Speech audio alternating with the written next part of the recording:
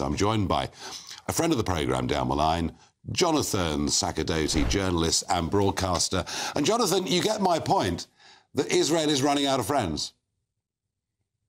Evening, Nigel.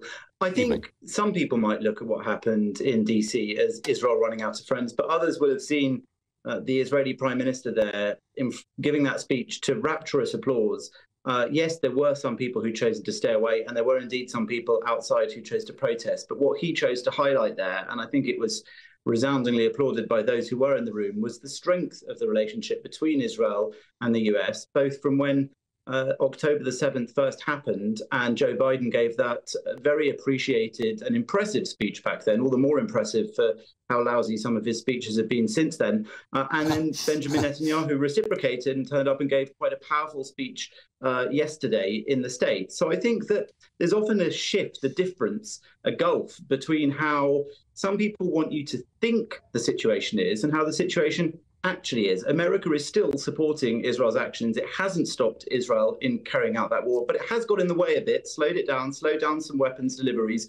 And indeed, Netanyahu did mention that in his speech, albeit in a rather diplomatic way, but he channeled Winston Churchill, saying, Churchill said, give us the tools, we'll finish the job. He said, Israel says, give them the tools faster, they'll finish the job faster. And that's the emphasis now, is so many people are asking them to hurry up and finish the war. So he's saying, give us more weapons and we will. I don't particularly see Kamala Harris as being a big friend of Israel, or am I wrong? I don't think Kamala Harris is particularly known to be a friend of Israel. No, quite.